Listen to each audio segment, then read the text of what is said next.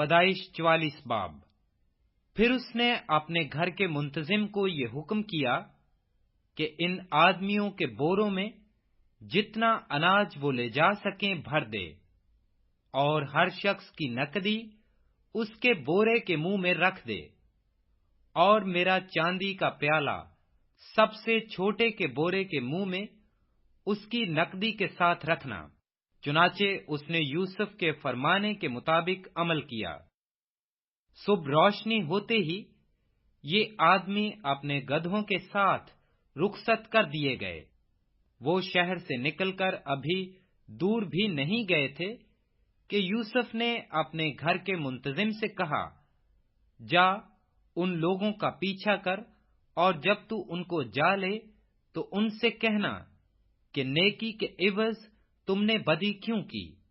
کیا یہ وہی چیز نہیں جس سے میرا آقا پیتا اور اسی سے ٹھیک فال بھی کھولا کرتا ہے؟ تم نے جو یہ کیا سو برا کیا۔ اور اس نے ان کو جا لیا اور یہی باتیں ان سے کہیں۔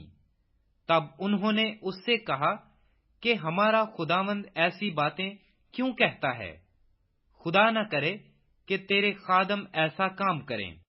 بھلا جو نقدی ہم کو اپنے بوروں کے منہ میں ملی، اسے تو ہم ملک کنعان سے تیرے پاس واپس لے آئے، پھر تیرے آقا کے گھر سے چاندی یا سونا کیوں کر چرا سکتے ہیں؟ سو تیرے خادموں میں سے جس کسی کے پاس وہ نکلے وہ مار دیا جائے، اور ہم بھی اپنے خداوند کے غلام ہو جائیں گے۔ اس نے کہا کہ تمہارا ہی کہنا صحیح، جس کے پاس وہ نکل آئے وہ میرا غلام ہوگا، اور تم بے گناہ ٹھہرو گے۔ تب انہوں نے جلدی کی اور ایک ایک نے اپنا بورا زمین پر اتار لیا، اور ہر شخص نے اپنا بورا کھول دیا۔ سو وہ ڈھونڈنے لگا، اور سب سے بڑے سے شروع کر کے سب سے چھوٹے پر تلاشی ختم کی، اور پیالہ بنیامین کے بورے میں سے ملا۔ تب انہوں نے اپنے پیرہن چاک کیے، اور ہر ایک اپنے گدھے کو لاد کر الٹا شہر کو پھرا، اور یہودا اور اس کے بھائی یوسف کے گھر آئے۔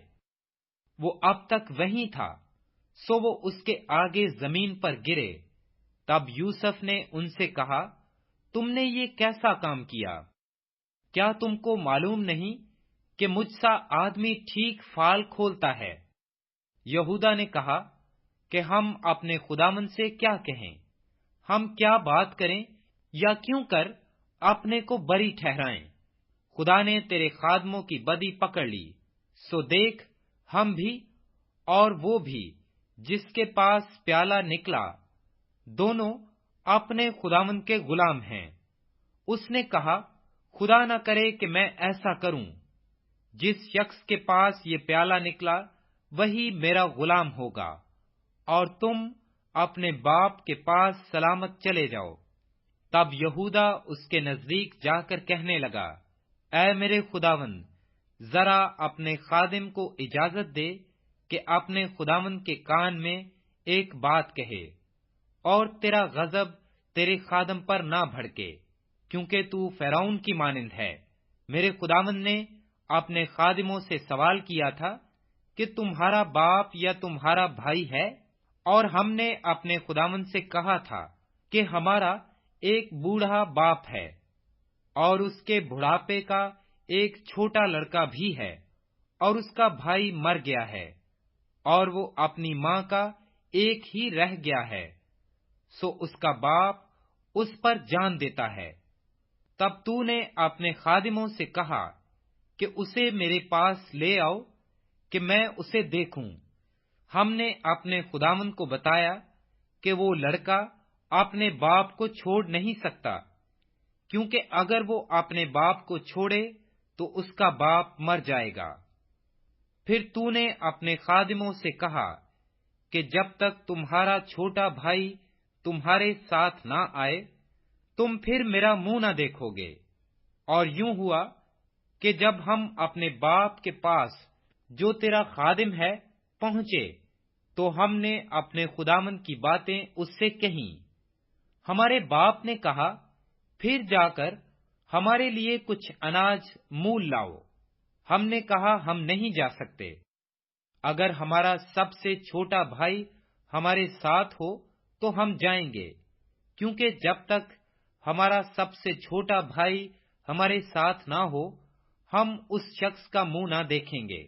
اور تیرے خادم میرے باپ نے ہم سے کہا، تم جانتے ہو میری بیوی کے مجھ سے 2 بیٹے ہوئے، ایک تو مجھے چھوڑ ہی گیا، اور میں نے خیال کیا کہ وہ ضرور پھاڑ ڈالا گیا ہوگا، اور میں نے اسے اس وقت سے پھر نہ دیکھا۔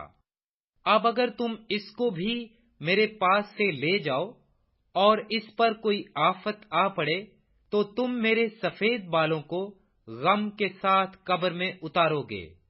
سو اب اگر میں تیرے خادم اپنے باپ کے پاس جاؤں اور یہ لڑکا ہمارے ساتھ نہ ہو تو چونکہ اس کی جان اس لڑکے کی جان کے ساتھ وابستہ ہے، وہ یہ دیکھ کر کہ لڑکا نہیں آیا مر جائے گا، اور تیرے خادم اپنے باپ کے جو تیرا خادم ہے سفید بالوں کو غم کے ساتھ قبر میں اتاریں گے۔ اور تیرا خادم اپنے باپ کے سامنے اس لڑکے کا ضامن بھی ہو چکا ہے، اور یہ کہا کہ اگر میں اسے تیرے پاس واپس نہ پہنچا دوں تو میں ہمیشہ کے لیے اپنے باپ کا گنہگار ٹھہروں گا۔ اس لیے اب تیرے خادم کو اجازت ہو کہ وہ اس لڑکے کے بدلے اپنے خداوند کا غلام ہو کر رہ جائے، اور یہ لڑکا اپنے بھائیوں کے ساتھ چلا جائے، کیونکہ لڑکے کے بغیر میں کیا منہ لے کر اپنے باپ کے پاس جاؤں؟ کہیں ایسا نہ ہو کہ مجھے مصیبت دیکھنی پڑے جو ایسے حال میں میرے باپ پر آئے گی۔